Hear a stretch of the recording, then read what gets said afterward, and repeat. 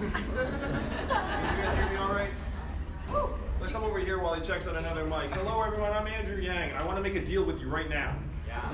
All right. How many of you have actually seen a video of a speech of mine before? Raise your hand. Most of you have not. So here's the deal I want to make with you all right now.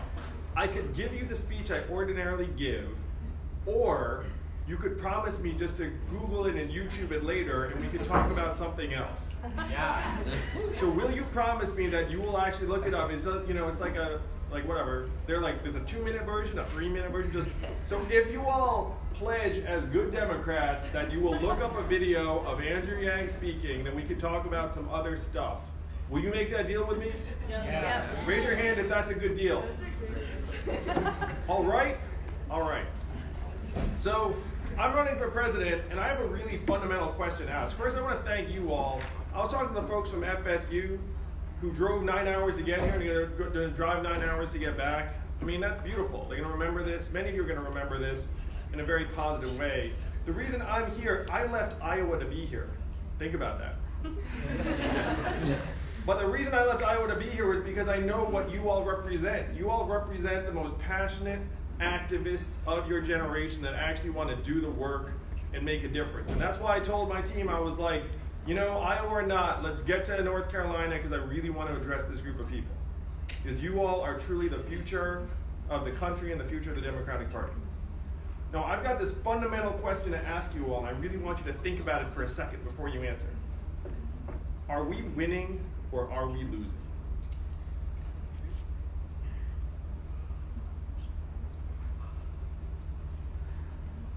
I'm going to submit to you all, because you're struggling with it in silence, despite the fact that we're together in this environment, that it is going the other direction, that we are losing. Now, I'm an entrepreneur, I'm a problem solver, I'm not a career politician, so I dug into the numbers and was like, why the heck are we losing? Like, everything we do seems to make sense to me. Like, why is it that all of these blue swing states, like Iowa I just came from, purple state, Trump won by 10 points. Michigan, Ohio, Pennsylvania, Missouri, he won Wisconsin. Wisconsin was blue. Like, how the heck is this happening, right? You have to ask yourselves this, and it feels like you all, this passionate group here, you're on an island that is shrinking. Am I right? Is that the feeling? I have that feeling. And so if you're an entrepreneur and you have this feeling, you're like, okay, I have to change the rules of the game because I'm not going to stand here on the shrinking island. And that's actually literal as well as metaphorical with climate change. I mean, like, our island's literally shrinking. Oh, it's unfortunate. I mean, there are many unfortunate truths that we have left to you. I had nothing to do with shafting your generation, but I'm going to do my best to unshaft it. Oh, it's true. Like, you all, anyone who's looking up saying, like, wow, what a disaster has been left to our generation, we have left you an utter wreck. It is immoral, it's tragic, and I want to make it right, but I definitely need your help. So the reason why we're losing, the reason why all those states went to Donald Trump, the reason why when you go out to these states, you feel like you're talking another language is this. This is it. A mindset of scarcity has swept this country. Now, what the heck is a mindset of scarcity? A mindset of scarcity is the state you get in when you can't pay your bills, when you've missed a meal, when you're late to something. Raise your hand if you know what I'm talking about when I'm talking about a mindset of scarcity. Where, like, even if you're late to a class and all of a sudden you get discombobulated and, like, well, maybe you don't care if you're late to a class. You're like, class smash. Like, I actually don't know how college is now, so maybe you don't get stressed out when you're late. All right, how many of you think that this country's getting dumber, nastier, more impulsive, more racist, and more misogynist, more homophobic, all the above? Now, studies have shown that if you put someone in a position where they can't pay their bills, it's the equivalent of a functional IQ decrease of 13 points. That's one standard deviation. How many of you have seen the stats that 57% of Americans can't pay an unexpected $500 bill? You guys seen that? 78% living paycheck to paycheck. This mindset of scarcity is overtaking the country. And then you go to them and you talk about things you know are important, like climate change, and they will say, I can't pay my bills, the penguins can wait. And that is the state we're in. That is why we're losing. we're talking and then the ground is shrinking underneath our feet. So this is the game change, and this is it. The only thing we can make happen that will actually help reverse the mindset of scarcity to its opposite, a mindset of abundance. How many of you have all heard of Venture of America, the organization I started? Well, if you haven't, there's a movie on Netflix about it, if you like documentaries. It's called Generation Startup. It follows 6 entrepreneurs around for a year and a half while they create businesses. How many of you like documentaries? Most of you do. You're Democrats, right? Democrats like documentaries. How many of you have access to a Netflix password? All right, so number one, which you have already said you're going to do, is watch a video of me giving a speech, because it'll be quite similar. But this, totally optional. There's a documentary on Netflix that's quite good called Generation Startup, and it's about my organization. It'll give you a sense of what I've been doing for the last 7 years. So the reason why Donald Trump's our president today is that we automated away 4 million manufacturing jobs in Michigan, Ohio, Pennsylvania, Wisconsin, Missouri, Iowa, Florida, North Carolina. And how many of you have seen the demos of self-driving cars and trucks? Let's use that one.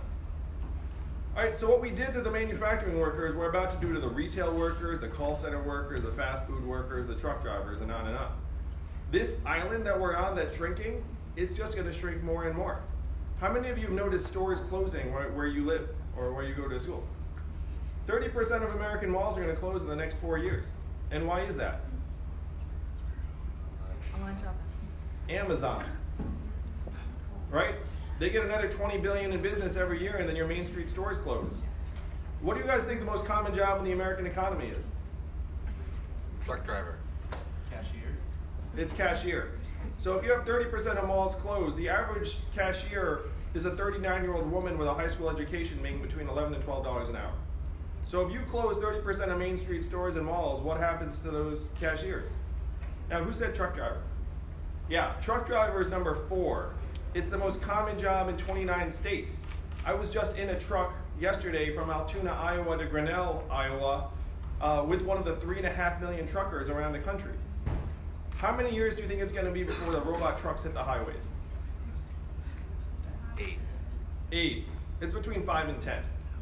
So if you think America's mad now when we got rid of 5 million manufacturing jobs, how do you think the truckers are going to take it? You think they want to listen? You think they want to talk about climate change then? No. So what we have to do is we have to change the game and go back and solve the problems that got Donald Trump elected in the first place.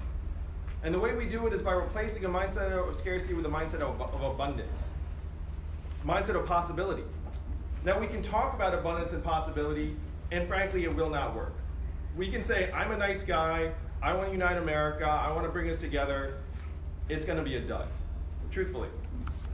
What we have to do is we have to actually solve the problems in the communities that people are living in. And the best way we can do that is with cold hard cash, truthfully. How many of you guys know about my flagship policy, which is give everyone $1,000 a month? Raise your hands on that. Keep your hands up if you think that's literally too good to be true. All right. So if you have your hand up and you think it's too good to be true, you might not know that Thomas Paine was for it at the founding of the country. Martin Luther King championed it during his last year. Milton Friedman and 1,000 economists signed a study saying this would be great for the economy. And it passed the House of Representatives twice in 1971 under Richard Nixon. And then 11 years, one state passed a dividend where everyone in that state gets between $1,000 and $2,000 a year, no questions asked. And what state is that? Alaska. You guys know that, right? You move to Alaska, they start giving you money? We just none of us will move to Alaska for that. Like, what's the amount that they'd have to pay us? So how does Alaska pay for that dividend? And what is the oil of the 21st century? Oil. Sun.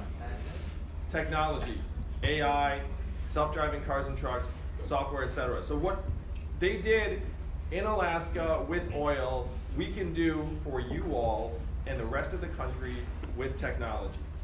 Now, $1,000 a month, think about what that would mean for you. I mean, in your cases, it would just go to school loans and it would make you breathe a lot easier. But for Americans around the country, it would be a game changer. It would take them from just scraping by to be able to actually get their heads up. If they got an unexpected bill, they'd be like, well, sure glad Andrew Yang is president because now I get $1,000 and I can pay that bill. Yeah. And the $1,000, the great thing is it goes right back into the economy anyway. If I gave someone really wealthy like Jeff Bezos $1,000, he wouldn't even notice. You give it to most Americans, what are they going to do with it? spend it on car repairs, food and tutoring for their kids, the occasional night out. All of it goes back to the Main Street economy, and we win. This is the trickle-up economy, from the ground up, from people, from communities, from families up. Now, if you want the Democratic Party to be the party of female empowerment, the most dramatic thing we could do is put $1,000 a month in everyone's hands, because that would enable millions of women to walk away from abusive and exploitative jobs and situations and relationships. Again, we can talk about it, or we can put our resources to work. If you want to talk about elevating traditionally marginalized communities, people of color, LGBTQ who are fired at higher rates and like economically dispossessed, we can talk about it, or we can put $1,000 a month into people's hands, which would give them the freedom, again, to be able to improve their situations. Now, that does not redress all of the hate and the racism, but it goes away towards enabling people to improve their own lives. And the great thing is, guys, this is one thing we can sell. We can sell this to every American around the country. Say, look, you're the owners and shareholders of this country. Alaska, which I just referenced, do you guys think Alaska is Republican or Democrat? It's deep red. It's super Republican. It was a Republican governor who went to the people of Alaska and said, hey guys, a lot of oil money. Who would you rather get it, the government or you? And then the people of Alaska said, us please. And then he said, I thought so. And now it's wildly popular in a deep red state, creates thousands of jobs, improves children's health, decreases income inequality, and is wildly popular. Think about that. That's why I called it the freedom dividend, because conservatives just love the word freedom. Oh, I tested it. I'm very numeric. So what I did is we tested various names, and then people, progressives, Democrats, which I consider myself, liked it no matter what you called it. They're like, that's a good idea. Conservatives hated it until I had the word freedom in it. And then all of a sudden, like, I love it. So we can make this happen for the American people. We can reverse the mindset of scarcity with a mindset of abundance. We can take it from 40-60 to 60-40. And then when we go back to that person and say, hey, we need to do something about climate change, they'll look up, they'll look at their child, and they'll say, you're right. That's a real problem. I don't want to leave a planet that is uninhabitable for our children. This big move enables us to solve the other problems because it makes our people more rational. This is the game change we need, and I'm going to submit to you all, it is one of the only things that we can realistically do that will put us in position to win. So that's why I'm running for president. You probably gathered I'm something of an unintentional politician. Been a serial entrepreneur for years, and when I realized that we're in the midst of the greatest economic and technological transformation in the history of the world, the third inning brought us Donald Trump. What does the fourth inning look like? What does the fifth inning look like? Our side's just going to lose more and more. I'll be honest with you guys. The irrationality is just going to pick up. The hate's going to pick up. This country is projected to become majority-minority by 2045. That's 26 years from now. Now, traditionally, most of us thought and hoped that if the country was getting more diverse, it would also simultaneously become more racially tolerant, right? That was the hope. Now we know that that hope is probably not going to happen. And actually, if you look at world history and a country becomes more diverse and there's a majority that feels insecure and threatened, racism goes up. Like, if you look at where the track we're on right now, the greatest economic and technological transformation in the history of the world, third inning brought us Donald Trump. Do you really think racism is going to get better or worse over this time? It's going to get worse. There are 300 million firearms in this country right now. We're the most heavily armed society in the history of the world. Like, this is the path we're on, and that is why I'm running for president. I'm a parent. I've got 2 young boys who are 6 and 3, and I am not going to leave them a disaster of a country. And I would say to you all, if I were you, I would be either very angry or very sad. Because the disaster that my children are going to inherit, you're going to inherit too. But you have distinguished yourselves by being here today, because most of your friends are frankly just depressed about the future, and they're not picking up to do anything about it. You're all here because you want to do something about it, and with people like you leading the way, it is true. one of you is worth 1,000 of your friends. Because if one of you starts doing something, then the people around you start picking it up, and then the people around them start picking it up, and before you know it, it's a movement. So I'm going to close on this. Donald Trump's our president today, in part because he got some of the problems right. But his solutions are exactly backwards. He wants to build a wall, he wants to freeze time, he wants to turn time backwards. And I want to do the opposite of all of those things. We need to accelerate our society. We need to start evolving in the way we see both work and human value, because the opposite of Donald Trump is an Asian man who likes math. All right, thank you all.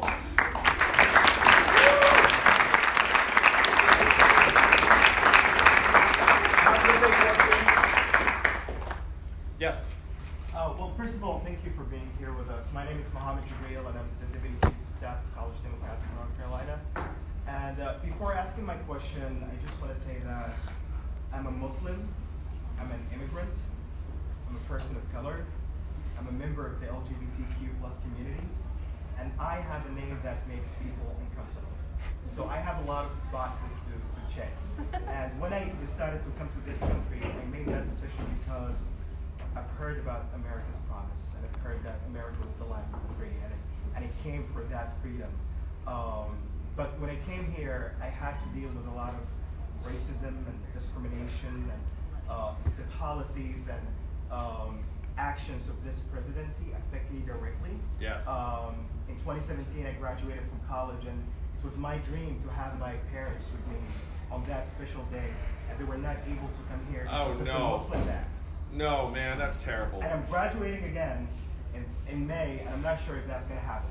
So my question to you is, and the first thing that I'm looking for in a candidate, like the number one thing that I'm looking for, is whether or not they can take on Donald Trump in 2020. So how are you, like, the most qualified person in the United States to become president? And how are you more prepared from the other candidates who already announced their candidates? Sure. So the first thing is, we got to get your parents here for when you graduate, man. I mean, that's number one. I mean, that's terrible. I'm sorry.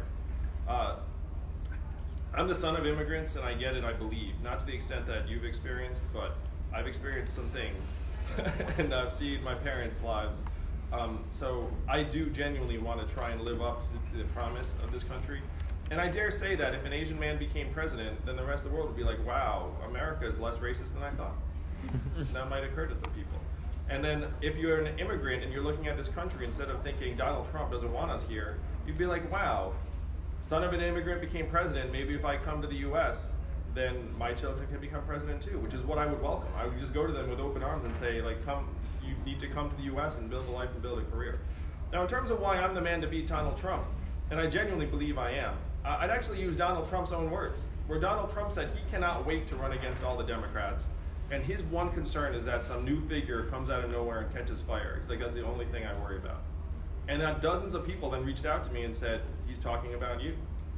So the reason, in my opinion, that I'm the best situated to take him on is that a lot of America has lost faith in our government over the last number of years. Now, you have greater faith in our government than most of your peers. Many of your peers, you sense, do not actually believe in our government. Because if they did believe in our government, then Donald Trump, the narcissist reality star, never would have had a chance, and there would have been much more enthusiasm for many candidates. And so the traditional candidates who've been in public office for a long time actually, unfortunately, in my opinion, because I know many of them and they're very good people and they're earnest public servants, but many of them, unfortunately, are put in a position where a lot of people are not going to listen to them. And I was just in Iowa with the truck drivers, and they dislike a lot of what they call like career politicians. But someone like me comes along and they listen to me and they say, one, he wants to give me money. Two, he seems to care about me and my lives, he's not judging me. And three, like, he's the person I thought I was getting when I voted for Donald Trump. Because they come to me and say, you're actually an outsider, an entrepreneur, problem solver, you want to shake things up. So if I get the nomination, then all of the progressives and Democrats will get behind me because, you know, like, I'm a reasonable person who wants to improve people's lives, and I'll get 10 to 20% of the Trump voters, and I know that. Because when I'm in Iowa, I get Trump voters coming up to me all the time saying, I voted for Donald Trump and I will vote for you. Yes? So for your $1,000 a month, like, universal basic income like plan, would that money replace other things that are already subsidized by the government or that other Democratic candidates have suggested, such as Medicare for all, or would that be in addition to these subsidized things? Sure. All right. So for the record, I'm for both the freedom dividend and Medicare for all. We need them both. Because healthcare right now is just breaking our backs. We're spending way too much on it. It doesn't make any sense. And we can't afford it. So the thing that I'm going to suggest to you all is that Republicans have won this argument so completely it's embarrassing. Where they're like, where's the money? How are you going to pay for it? How are you going to pay for it? And then they get in power and they're like, pull the lever, 1.5 trillion, like there it is. Or when the banks needed money during the crisis, they're like, banks need money? Pull the lever, 4 trillion, there it is. And the Democrats are like, how are we going to pay for it? How are we going to pay for it? We're responsible, we're responsible. It's so dumb. The main reason it's so dumb is that if we give ourselves this dividend, the money just goes back into the economy anyway. It's like we're like using it to improve our lives, which should be the point of the economy. Now, we can afford this if we make one move, which is we need to put ourselves in position to get the gains of AI and self-driving cars and trucks and the rest of it. So we need to pass a tax that gets those gains, but that plus the money we'd save on things like incarceration. I was with a prison guard in New Hampshire last month, and he said we should pay people to stay out of jail because we waste so much money when they get in jail. And that was a prison guard. And I was like, thank goodness you said it. Because right now we're saying like, oh, let's not spend money on people. Then we spend money in the darkest, most inhumane ways anyway. It's so dumb. So we can afford $1,000 and we can afford universal health care. And I know this because I've looked at the numbers. Like when you have Democrats losing this argument, it infuriates me. Because we're spending 18% of GDP on healthcare right now. So like, how are you gonna pay for it? It's like, are you kidding me? We're paying twice as much as we need to for our healthcare. Anyone who thinks we don't have the money for it, it's out of their minds. Again, like, and then the Asian thing works. It's like the Asian man who's really good at math says the math works out. And then the people are like, well, I'm not gonna argue with that guy, so. I've actually had that reaction, yeah. Okay, my name is Hank from Tulane University. So specifically with your plan for universal basic income, would somebody like Jeff Bezos, like very high income earner, would somebody like that receive that $1,000? And yes, why? He would get the $1,000, and there are a number of reasons for it. The main one is you want to turn it into a right of citizenship. You don't want to turn it into a rich to poor transfer, which stigmatizes it. If you say everyone gets it, then everyone gets it, and it's like I get it, you get it, and then it's all good. The second thing is the way I want to pay for it is through a tax mechanism that would get a ton of money from people like Jeff Bezos. And so then if we give them back $1,000 after we've taken tens of millions from them, we just don't care. But the main thing is that if you look at something like the EITC, which I am very much for, the EITC is great, 30% of people who are eligible for the EITC right now are not getting the money because they don't know about it, they don't fill out the forms right, like they don't have the right records. Like the timing of payment's a huge issue. So you can clean that up and just say, hey, guess what? You're a citizen of the greatest country in the history of the world, you get a dividend of $1,000 a month.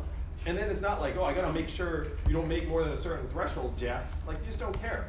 But especially in that case, because really, we'd be getting a lot of money from Jeff. That's why he's gonna try and stop me. Yeah. Would you break up Amazon if you were president? I think you have to really, really look at breaking up some of the big tech companies because they're operating like quasi-monopolies. And I'm gonna get nerdy for a minute, but I sense you guys like that stuff. Our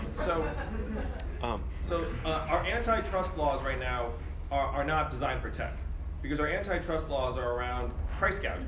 If you get a monopoly, you start charging too much, and then Amazon's like, charge too much? I wouldn't dream of it. I'm going to undercut everyone and put everyone out of business. And then our laws are like, yeah, it looks okay to us. So you have to change the rules and then seriously look at clamping down or regulating or possibly breaking up tech companies. Though I will say that if you were to break up Amazon, it does not magically restore all the main streets around the country. So we have to start to kind of get outside of that mindset too. It's like, oh, if I just stick it to that person, it's gonna fix, what's going on in Dubuque. It will not. The best way we can fix what's going on in Dubuque is by giving Dubuque some money. Yeah. So I have a question about foreign policy. So like, if you're president, you'd also deal with kind of like foreign issues as well as domestic things like the UBI program. So, I mean, the Trump administration has systematically like gouged our State Department. We've like damaged our I know, it's a disaster. With a lot of different regions in the country, in the world that are already unstable. So what would you do if you have to deal with foreign policy issues? Because I haven't really talked about like a broader platform. Oh, sure, I can give you, and so you guys should know, for those of you who like to wonk out, my website has 80 policy prescriptions, of which universal basic income is one. I've got ban robocalls, pay NCAA athletes, install a White House psychologist, forgive student loan debt. Like it's all laid out. So if you guys want to nerd out like what the Andrew Yang vision of the world is, I've got it all. The Iowa Democratic Party said this is the most detailed policy platform we have ever seen from a presidential candidate. And so anyway, just So foreign policy, to me, our foreign policy reflects how we're doing at home. And we are disintegrating at home. You guys should know. The sinking feeling you have, it's because of reality. Our life expectancy has declined for the last 3 years. You know the last time America's life expectancy has declined for 3 years? The Great Flu Pandemic of 1918. Literally the Spanish flu that killed millions of people is the last time our life expectancy declined for 3 years. And why is it declining now? 8 Americans die of drugs every hour, record suicides, record anxiety, record depression. So if you're falling apart at home, it's very, very hard for you to be reliable abroad. Because we fell apart at home, we have Donald Trump, and now we're breaking all of our relationships and partnerships. So to me, they are intertwined, but my foreign policy principles would be to be more restrained and judicious, and not delude ourselves into thinking that we can do things that we can't do, or that we commit American forces that are going to be there for many, many years. And that requires us to rebuild the relationships with our allies and partners around the world. So I'd obviously rejoin the Paris Accords. I'd emphasize NATO. I'd try and put our partners in position to actually be genuine partners instead of just putting their name down and then sending us something. Yeah? Hi, I'm Taylor from Florida State. I was reading through your website and some of your policy positions, and I read one about marriage counseling. Yes. And I'm just curious because I think we can agree that a family, regardless if it's a gay couple or if it's a straight couple, is the unit of a stable society. And I'm just curious if you could expand on that a little bit more. And is it free? I don't remember. Is it free marriage counseling or yeah, is it free. subsidized? It's free. Can you talk a little bit more about that? So I said I'm husband and father. I've got 2 young boys who are 6 and 3. One of my boys is autistic, and so what happened with him is we didn't figure out that he was on the spectrum until he was almost 4.